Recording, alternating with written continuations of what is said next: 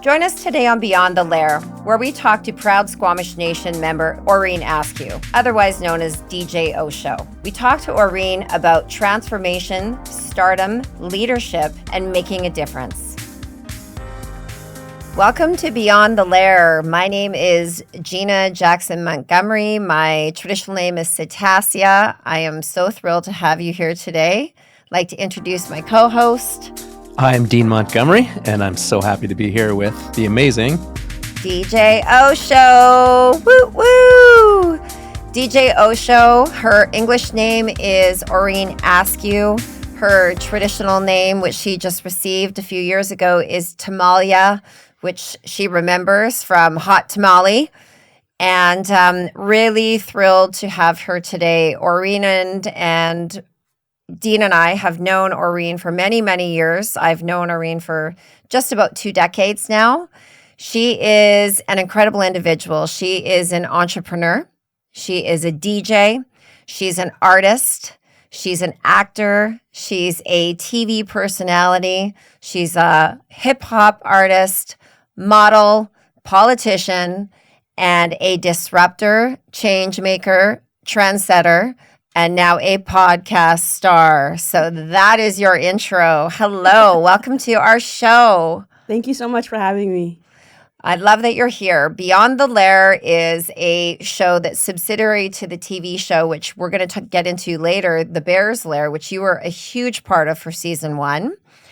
But Beyond the Lair is a podcast show that really elevates entrepreneurs that are making a social impact in community and beyond. And the premise is to give advice, give inspiration, and then also tell your story. So without much further ado, maybe Dean, you have a question for Aureen. You know what? I know her. I know. It's amazing watching you grow and develop, and you're the star now. And I think where a lot of people are wondering is, where did this person come from? It's pretty remarkable. And from what I understand, you're from Capilano Reserve, North Vancouver. So maybe you could tell us a little bit about who you are and growing up, and how you've turned into this figure, this stature. Yeah, for sure. In our teachings, we introduce ourselves in Squamish language, so I'll do that first. That's Hat Squile Tanoya, Squamish Aslan Okameoch, Aureen Askew Queens Na, Chinwa DJ Osho,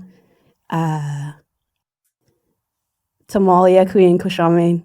And about the first question, I'm from the Squamish Nation. I'm Afro-Indigenous from the Squamish Nation.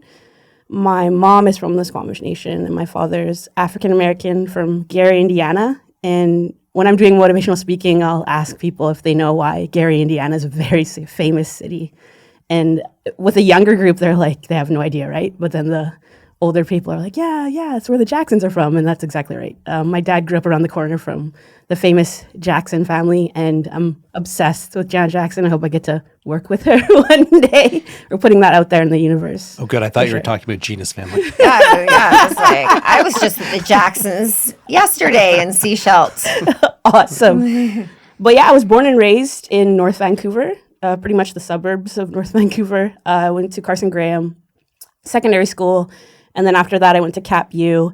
And a lot of the times when I was around 13 years old, I would make mix CDs for friends and put my voice on them and burn CDs, if anyone knows what that means anymore. But it was really cool. I asked my friends, I'm like, why didn't you tell me I was a DJ when I was younger? And they said, well, we tried to tell you, but you kind of had to go around it. And music's always been at the heart of everything I've done, so I kind of had to go around it.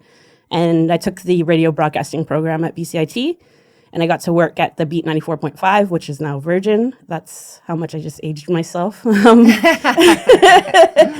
then I got to work at Movin' 92.5 down in Washington. And it was really cool because the radio market is way bigger than Vancouver. They've got about 50 radio stations in their market. So it was really cool to see and work down there. And I love Seattle. It's just like Vancouver. But it was awesome to see how they're kind of ahead and we're a little bit behind, and vice versa. So after that, I started my own business. I was working for mobile companies who were charging people thousands of dollars to play off of iTunes. And I said, you know what, I could do that myself. So I cut out the middleman, and that's where I met Gina Jackson when she was working for the Squamish Nation. And honestly, I said all the time, it's like, ever since I met Gina Jackson, it's been gravy. You are so sweet. I only provided the tools so you could become the anomaly that you are. And let's talk about that. When I met you with the Squamish Nation, you were quite shy and quite reserved, and you were very humble with your abilities, and you wanted to get some DJ equipment, as you mentioned, to go off on your own and start your own business. And I know that you had a few members that were having weddings or they were having parties, and you were just looking for some new equipment. And we provided, the Squamish Nation had a great trust program where they would allow some elevation for entrepreneurs, what I was fortunate enough to be able to facilitate. But there was an incident that changed you forever. And can you tell us about that kind of where you know your purpose is and coming close to losing your life and everything that you've had? Yeah, and this is something I talk about in my motivational speeches. I believe everybody has like a certain date and time where their life like completely changed, and how humans are very odd that we have to go through something very traumatic to kind of understand where we're supposed to be and where we're supposed to go. So I remember I got the grant from the Squamish Nation Trust in August of 2012. And then November 3rd, at about 8 a.m. in the morning, I remember I was woken up by loud knocks because the neighbors had accidentally started a fire in our townhouse on the reserve that had spread to our place. And I was sleeping at the time, but I got woken up by my amazing neighbors on the other side that didn't start the fire, but they were pounding on the door, like not just like a little knock, like they were trying to save somebody's life, and they did. And I'm forever grateful that I woke up, because I can see how people freeze and just let the fire go. And there was fire like 2 feet in front of me. And it was a no-brainer for me. All I grabbed was my DJing gear.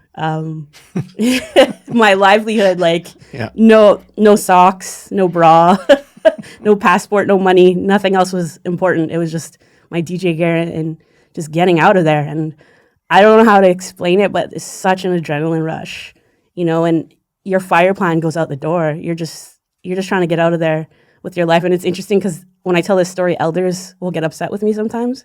They're like, you don't grab anything, you just run. But I'm like, I did though. And it was right there, and I knew exactly what to do.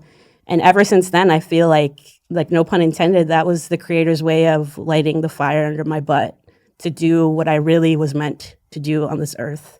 And I'm so grateful to be here, and I feel like a superhero. Yeah, your musical instinct took over. Yeah, totally. Mm-hmm. I think I noticed personally a huge shift in where your purpose came after this, after having a traumatic experience. And I think part of your healing was being able to tell your story. And that allowed you the opportunity to start doing some inspirational speaking. Can you tell us about, because I remember doing a proposal with you. And I can't remember whether it was for the We or maybe you can remind me, but when did you do your first inspirational speaking? And then I know that literally set a fire for you to know that you have a greater purpose to have someone hear your voice. Yeah, for sure. About 2 weeks after the fire, I went to a YES Symposium, and that stands for the Young Entrepreneurs Symposium. The New Relationship Trust was putting it on. And so I got to meet Indigenous entrepreneurs from across the country. So I went out to Ottawa for the first time, never been out east ever on a plane that far. And I wasn't going to talk about the fire because, I don't know, I just didn't want people to think that I was trying to get attention from it or what have you. But I remember I wasn't even going to go to the conference, and my family was like, you got to go. We'll get you some clothes. Like, you got to go. This is a huge opportunity.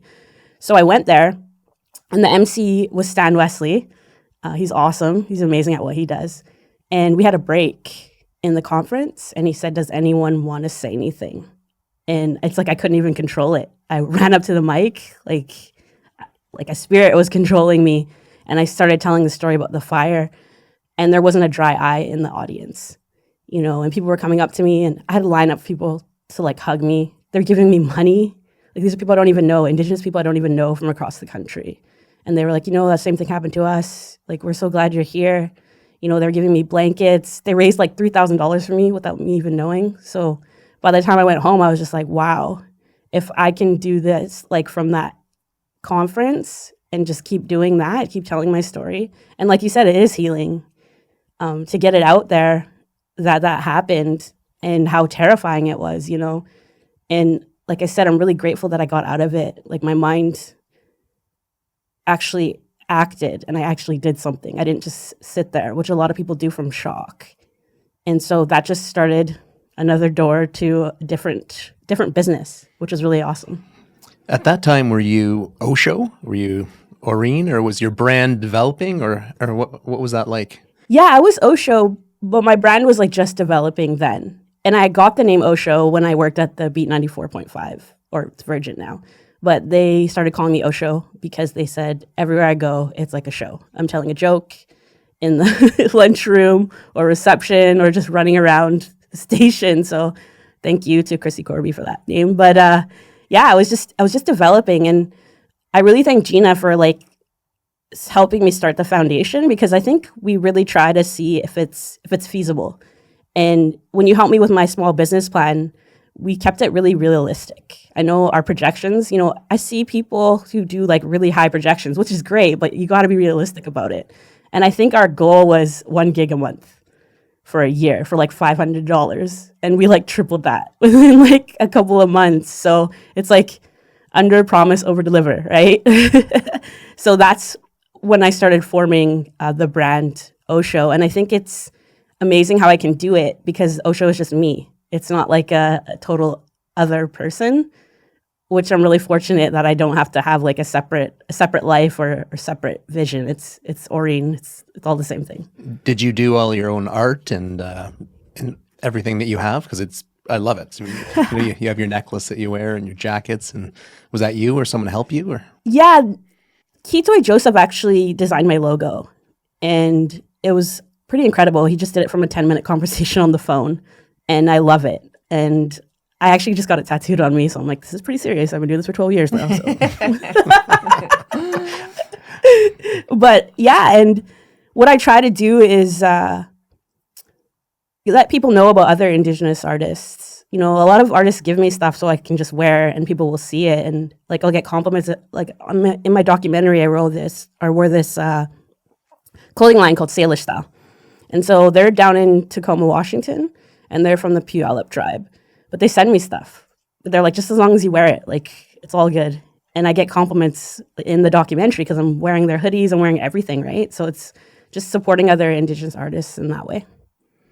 I think it's really important. And I know with the Squamish Nation particularly, is there's a lot of elevation with entrepreneurs. There can be in many communities crabs in the bucket where you get the naysayers and people are jealous of success and they just don't know really how to relate or understand it. And I know that you've been a huge mentor to elevate people, like you mentioned, in respect of procurement, of wearing other people's hoodies and fashion, but you really have been connected to your own. Like, you're no Eminem/Slim Shady. You are like 100% Aureen Osho when you go out.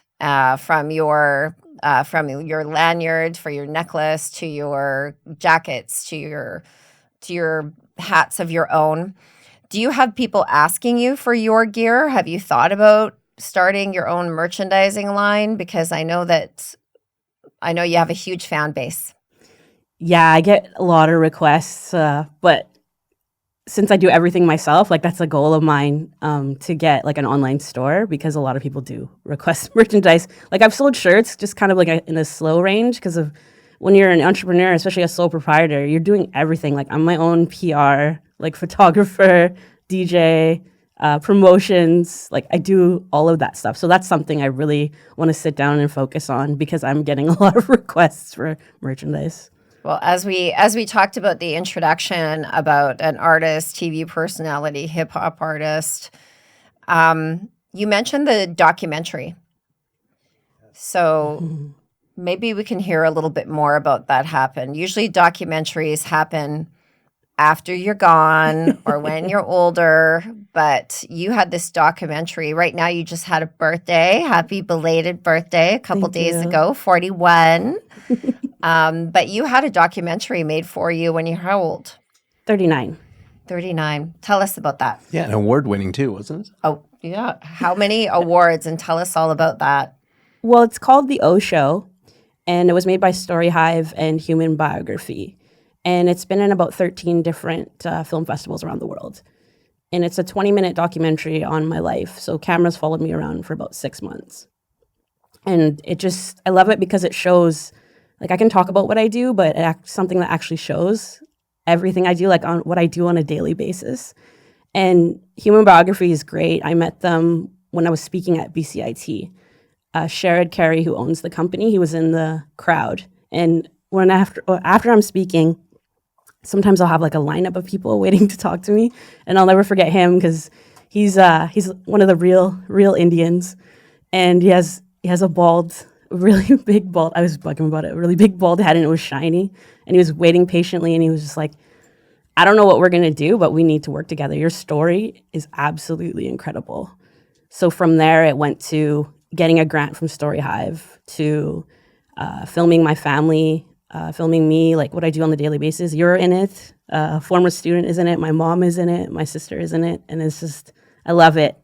And it just turned out perfectly. And it's online too. It's on YouTube now. And it came out in 2022.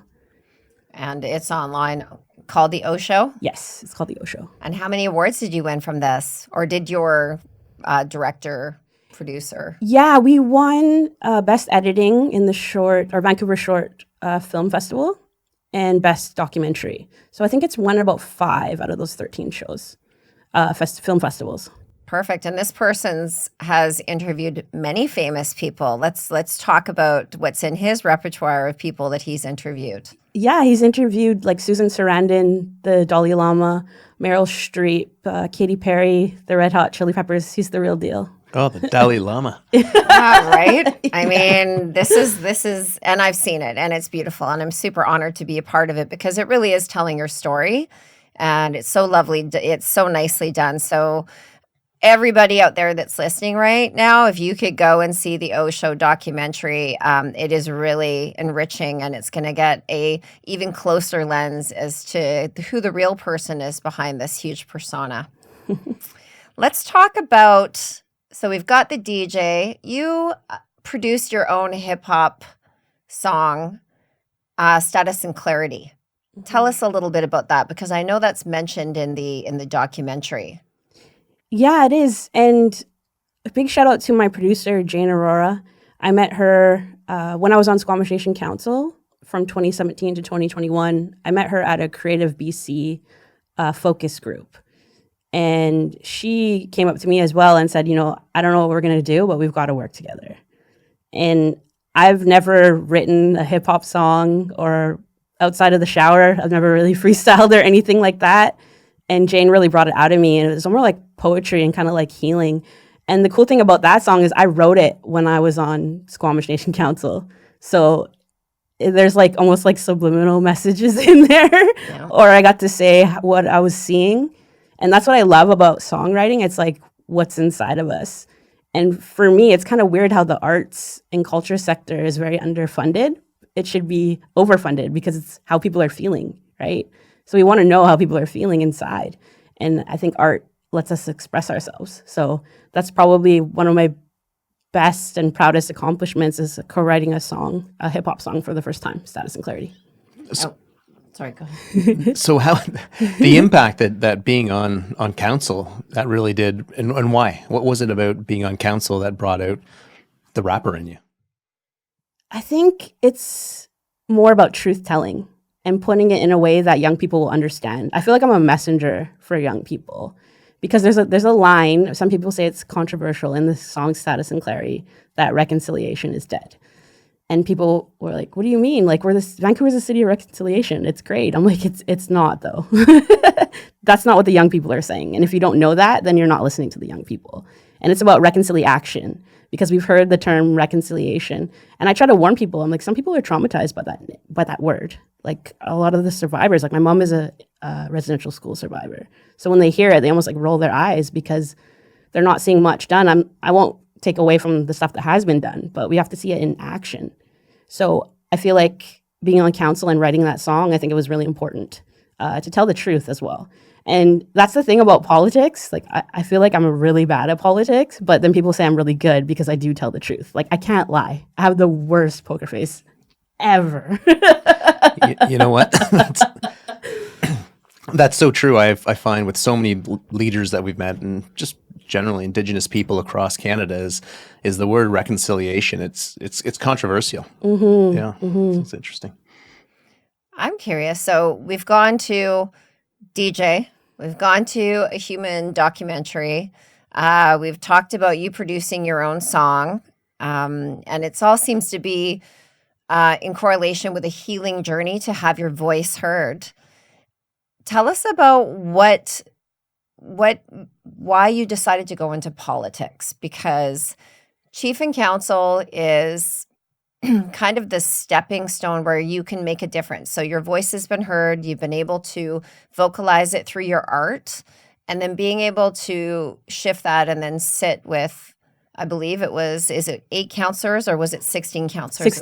16 counselors at the time to make decisions for the future of the nation. And you were really the future of the youth and what the young people were wanting, hence the spurring of your song Status and Clarity. What was your experience like? And that was just the start of the political career, which we're going to get to in a few minutes. Well, yeah, going into it, I ran, well, because my auntie told me I had to. And we can't say no. So how I went into it was, I want to make a difference on a bigger level. I'm doing all this stuff with my business, and I believe in youth education and entrepreneurship. So why not get on a bigger level to try to help people in those areas? And it was the biggest shift the Squamish Nation has ever had when it comes to council. There's 8 new members, all under the age of 40, and 3 were from the Two-Spirit community. So that was a huge opportunity to make some changes. And I can see the changes that I helped with that are really making changes now. Like we have a Pride crosswalk like down the street on the Capilano Reserve. And I was one of the had portfolios on that. So it was really important to me. And it's done a ripple effect. The Vancouver School Board did the same thing. And they said the reason why they did it is because of the way I talked about it. I talked about how this rainbow crosswalk glistened in the sun and sparkled, and I love driving by it. So they said, you know what, we're going to do that to our stairs. And I was there to DJ for the kids and everything. Like, it's the ripple effect of that type of change. And, sometimes it feels like nobody's listening too, right? But you just got to keep speaking up because eventually someone will. And it's happening for me. It's really awesome. And I've done it all just by being myself. And that's what I tell the young people, like, be yourself, because the world is going to open up to you more and more when you are. Yeah, I know. It's amazing how when you have energy like you have and the growth that you get and you can't really explain it. Right? Yeah. It's just a movement. Yeah. Yeah, totally. So you did 1 term of council. Mm-hmm. And then you decided to, the AFN asked you for a really amazing opportunity. So you are the BC rep for the 2SL LGBTQIA plus council. Lots of acronym, acronyms in there. Tell us about that opportunity, how that came to you. What does it mean to be the BC rep for that? And what are your responsibilities to inform that group of esteemed individuals about who you are, who the youth is, and what this large acronym means, and to support everybody and be fully inclusive? Yeah, it was another amazing opportunity to make some changes. And it's so funny, after I was done on Squamish Nation Council, I said, I'm out of politics. And what do they say? You need 7 years to recuperate from politics. But I took about a year off, and then the opportunity came up, and I applied for it, and they got me in like right away. And it's really cool to be on that council because the Assembly of First Nations has been around for a while, and they're trying to make changes, and they're trying to be more inclusive, which I think every organization should do. So this council is the first of its kind. And I love working for the BC AFN. We get to represent over 203 First Nations across the country. And there's so much work to be done, but it's so amazing when a chief with a cowboy hat from maybe Alberta comes up to me and says, Aureen, you're amazing. I want you to come to my community and we want to learn. We have two-spirited people too, and they're having a hard time. I'm like, yeah, just tell me, when and where. So it's working, and it's just such a ripple effect. I don't know how to explain it, but it's awesome. And going to other provinces and working with the youth. And I'm about a year and a half into my 3-year term, but I definitely want to run again because I think it's totally making a difference with the Assembly of First Nations. And you've been well received. Yeah, it's so awesome. And we talk about designing a pride flag or a two-spirit flag, and I get all excited. And I was telling the chiefs how I could DJ the party, and there could be lasers on the stage and smoke, and they're just laughing like hilariously. They're just we'll make it happen, Aureen. Oh my goodness! Yeah, and you really do have a great connection with kids. We've seen you at the Bears Lair Youth Entrepreneur Camps, and every time you show up, I think you win. Your team wins the business. Yeah, let's talk about that. So we've known each other for almost 2 decades. You're much younger, of course. But we did a TV show called The Bears Lair. In 2021, we pitched it, and in 2022, we filmed it. And this was during COVID, during a pandemic when the whole world was a bit crazy. And going in, of course, not taking my own advice or the advice of others about going into a position of entrepreneurism where you don't know anything about the field and you don't have a backup plan. And that's exactly what happened with the Bears Lair. Is we had an idea, it got put forward, it was agreed on, we're filming in a pandemic, and there was no option to fail. And there was so many people that stood beside Dean and I and supported this whole initiative of our idea. And you were one of them, and you came in as a coach for this groundbreaking show that is like it is an entrepreneurial show, but with Indigenous entrepreneurs only. And maybe you can tell us a little bit about that experience, and then we can talk into the importance, which I know is a passion of yours, as we talked about, which is the youth. Yeah, definitely. And I remember when you took me to a meeting with you talking about the show before it was even out, and I thought that was really cool. I'm like, she wants me to see the process and kind of teach me how to do it if I was to do it myself in the future. And I think that's what it's all about, passing on the knowledge that you have to other entrepreneurs. And I think that's what you've done, and I think that's what we've been taught as Indigenous people. That's what you have to do. You don't hoard knowledge. You spread it out so everybody has it. And being on the show, I thought it was awesome because there's these incredible entrepreneurs from across the country, and their ideas are just blown away, And I feel like Indigenous entrepreneurs are different. And it's kind of hard to put it into words, but I don't want to say we care more about our business. I just think we're more careful with it, especially, people who are artists or they're selling like beadwork or things like that. It's really personal, and it's from the heart. So I think I'm just doing what you did, teaching me the way and just doing it and creating a path for them. I think that's what it's all about. Because if you have a powerful platform, you should be helping others get to that platform as well. And that's just something we've been taught. It's just like, I can't even really put it into words. It's just an automatic thing that we do because we've been taught that. That's such great advice for one thing. And when you have your own audience and you're public speaking, like, what's your demographic? Do you find who's interested in Osho? Is it you touch so many people? How do you see that? I think I really connect with youth and students at university. They can really understand, and then the questions I get afterwards, they're just they're really incredible. And it's just things I didn't even think of. You almost think that they're not paying attention, but they totally are. They're listening to everything, and some of the feedback that you get, it's pretty incredible. I was just in Kitchener, Ontario, speaking at a college, and I had these kids come up to me. They were there with their mother, and they're asking about or questions about my song, Status and Clarity. I was like, oh wow, that was just a little part, but they were totally onto that. So, and it ranges too, but I think I connect most with young people, and I think it's because I'm a big kid. That's why. And is it diverse? Is it Indigenous youth? Is it general population? Like, how do you find? Yeah, at first, like when I first started, it was Indigenous people, but now I have an agent, something I've been working on for over 10 years. I think I've just been really stubborn to let things go. But the fact that I have an agent now, and they represent some pretty heavy hitters like Julie Black and Cardinal Official and Anderson Cooper.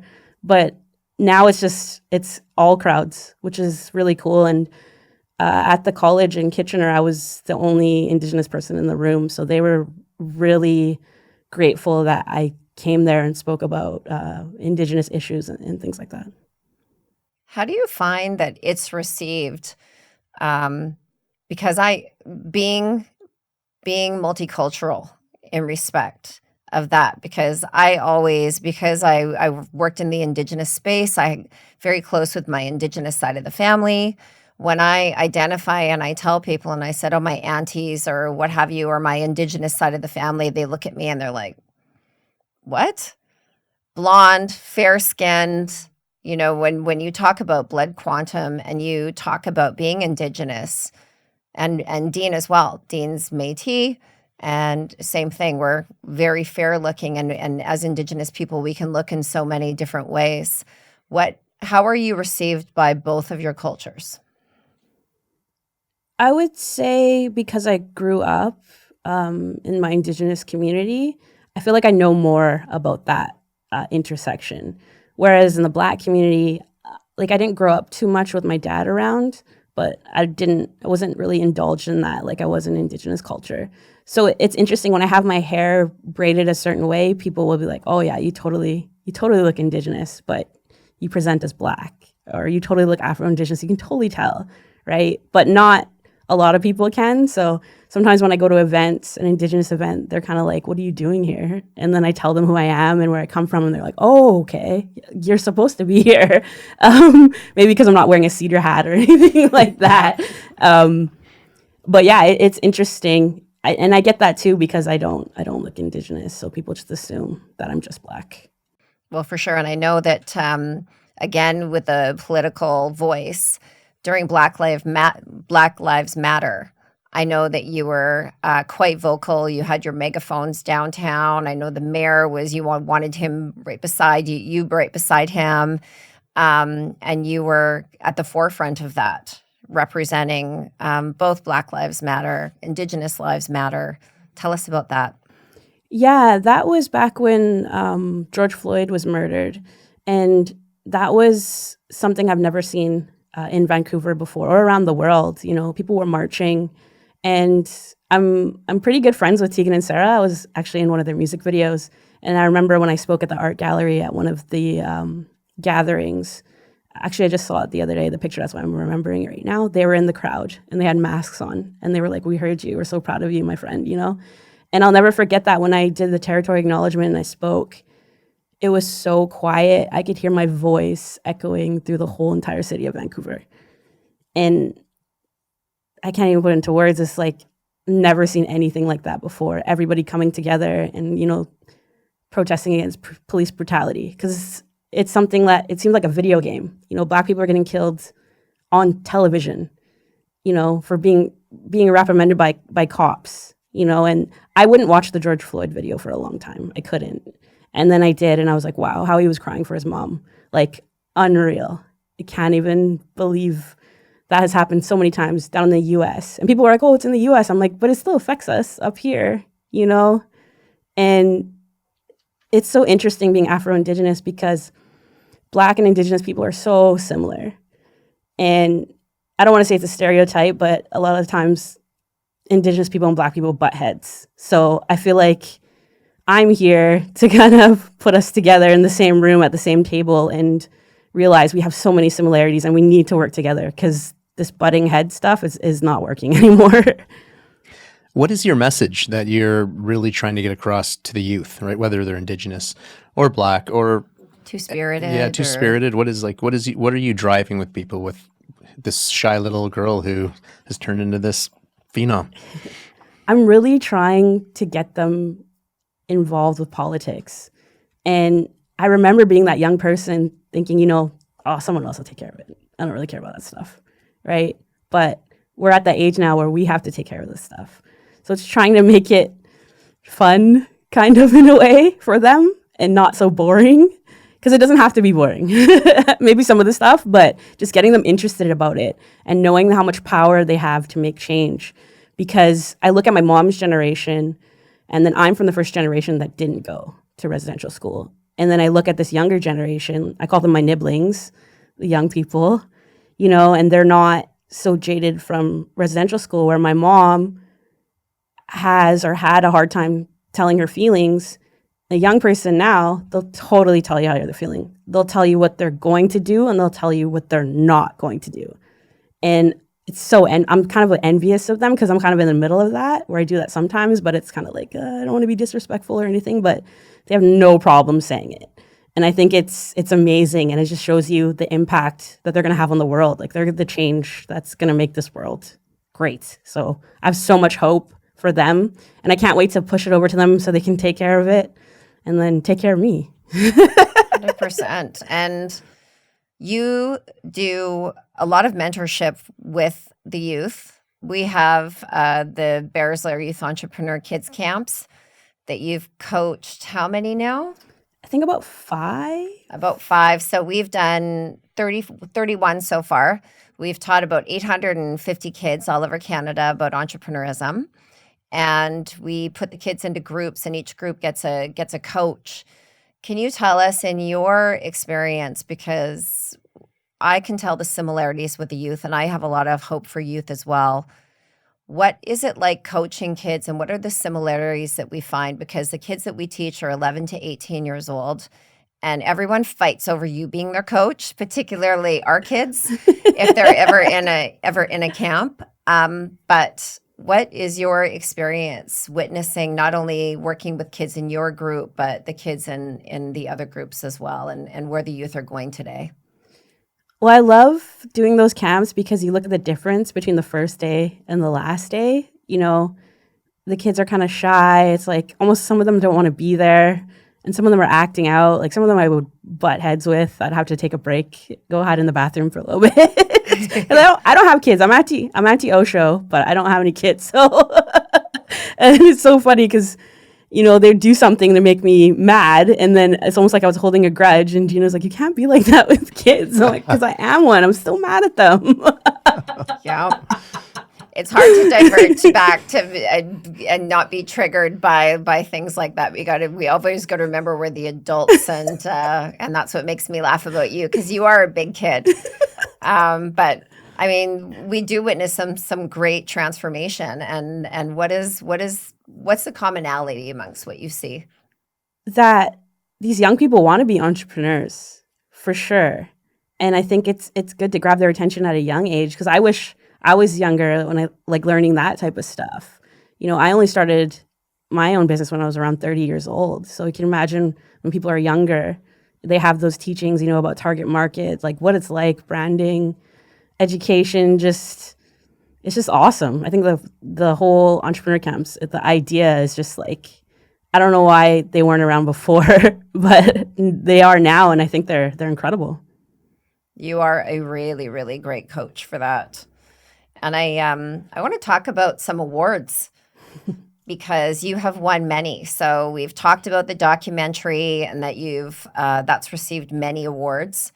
But I know I nominated you for an award in 2015, and you and I were doing the nomination package together, and we were all about, and that's what I love about you, is your idea with marketing, with the front of the cover of the this is when back in the day where we used to actually hand things in paper and deliver it, and it had a record for the front of it, so it would stand out, and we had a great proposal package together. You did end up winning the 2015 BC Indigenous Achievement Award. In 2018, you've won the Standout Award for the Vancouver Pride Society. In 2021, you won the Alumni Excellence Award for CapU. In 2022, you've won the International Indigenous Hip Hop Award for DJ of the Year.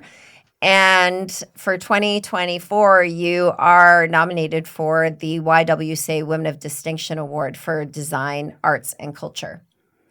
Tell us about this. Tell us about these awards, because number one, there's a lot of people that elevate you and rise you up. But what do you think about winning all of these, and to be winning maybe a new one pretty soon? But how is it for you to be recognized like this? It's incredible. It's hard to put into words, but it's like people are actually noticing what I'm doing. And I'll go back to the 2015 Indigenous Business Award. I remember you helped me with my proposal, and you were saying things like, if you don't win, I'm going to poke my eye out, with a pencil. So I'm going to stick a pen in my eye if you don't win, because we put so much effort into this. Absolutely. So it's like, when you have someone like that in your corner, like, how can you fail? How can you fail? And you've been a really huge part of mentorship to me. And it's just like, I would call you with an idea and you're like, okay, if this is what you want to do, this is how we're going to do it. I'm like, is it's feasible? You're like, yeah. Of course it is. So it's just so awesome to have support like that. And I've got a lot of women in my life who support me in that way. And being recognized in Vancouver, my own community, I just feel like all the hard work is paying off now. And that's what I tell people too, maybe it won't happen overnight, but if you keep at it, something you're passionate about, there's no way you can't lose. You can't lose. Yeah, it's so, and recognition for everyone in their work is important, right? It's what keeps us going. Let's talk sports.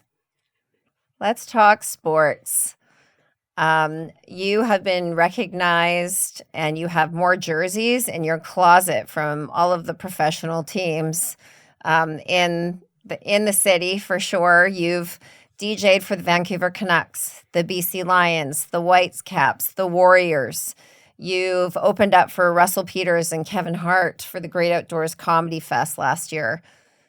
Let's talk about that. And I know, and Dean and I have both witnessed, we've been at games where the energy level has just been to the roof the minute that you start playing your music. And how does it feel to be on that grand stage and be able to shift the energy? It's amazing. Like, growing up in Vancouver and playing for all of the pro teams, in the last couple of years, it's just been so incredible. And I love Canucks games. I've been going to them since I was very young. And just being able to be there, and so many people in the community have been so supportive. And it's a really cool time right now because they're doing different nights. So the Canucks will call me on Indigenous Celebration Night. Like, it's a no-brainer. And because I'm so intersectional, I can do 3 different nights, right? I can do Indigenous Celebration Night, Pride Night, and Black Excellence Night. So for them, I think it's a treat for them because they're like, we know exactly who to call. Like, we're not scrambling for somebody. And it's just so much fun. And I love sports. I've been playing sports since I was younger. I used to play for the North Shore Indians lacrosse team, ladies lacrosse team.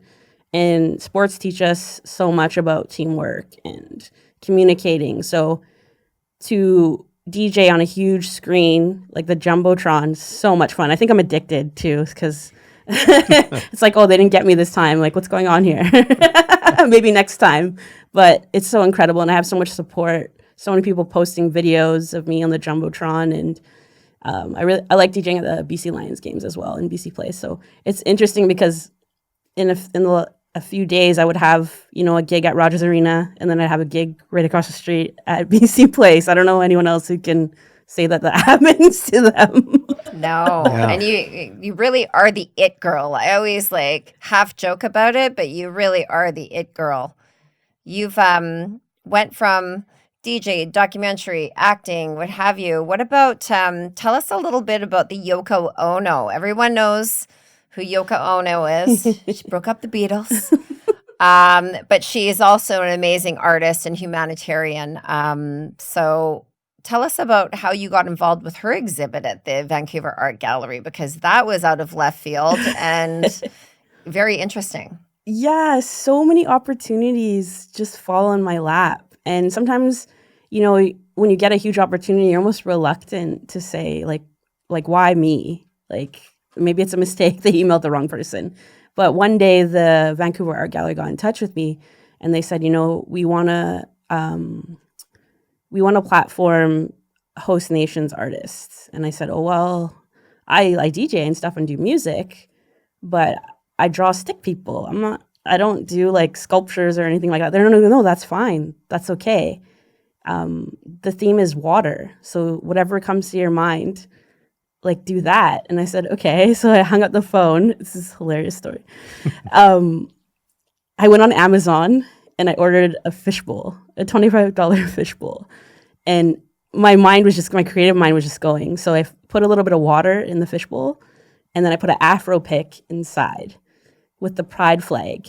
And then I had my medallion, my DJ Osho medallion around it. And that was my piece, right? So I showed it to them. I showed them a picture and they were blown away by that. It's just what I thought of in about 2 minutes. So that was on display for about 6 months. I really miss my medallion though. I wear it every day, but they kept such good care of it. And we had like insurance on it. And it was really cool because they had a QR code on my piece for my song Status and Clarity. So when you went to the art gallery, when it was in the Yoko Ono exhibit a few years ago, it would play my song Status and Clarity. So it's just something that I can say that I've done in my lifetime. Cool. Did you see how many people were listening to the song through that? Yeah, exactly. So technology is amazing. Yeah. No more burning CDs. Yeah. That's amazing. You are an incredible human and a mentor to many. And I love how you do have such a huge following of supporters and people that want to elevate you, but you go and you give that back as well. For our last question, what is your advice to entrepreneurs that are following you, that are inspired by you, that one day want to grow up to be an Osho? What is your advice to them? Yeah, I get asked a lot how I do what I do, and people want to do the same thing. And I always say the same thing. I said, give back to your community, because they're the ones that are going to have your back. They're the ones who are going to share your posts. They're the ones who are going to represent you first, more than anything. And I remember being very shy when I first started, and I didn't even want to put out a DJ page. And my DJ instructor at the time said, okay, but this is what you want to do, isn't it? So make one, and your family and friends will like your page, and it's going to be amazing. And that's exactly what happened. It's so nerve-wracking putting yourself out there because you're opening up your world for criticism, and nobody ever wants to do that, right? So start in your community, give back in your community, volunteer, volunteer for youth events, like anything. And that's where it started for me. And now I get to give back to the community that gave to me. And I think that's the best advice I could give to people, is that's where you want to start. Wow, it's great advice. Great advice. That's amazing. Well, what an interesting and amazing and inspirational person you are. And personally love you, professionally love you. And I think people are going to find this a really interesting glimpse into who you are behind all the glitz and the glamour and the publicity that's going on right now. So thank you so much for coming on our podcast, and live your dream. Find your purpose. Thank you for having me. Thanks for listening to Beyond the Lair. Please follow us, download this episode, and follow us on social media on Instagram, Facebook, LinkedIn, and TikTok.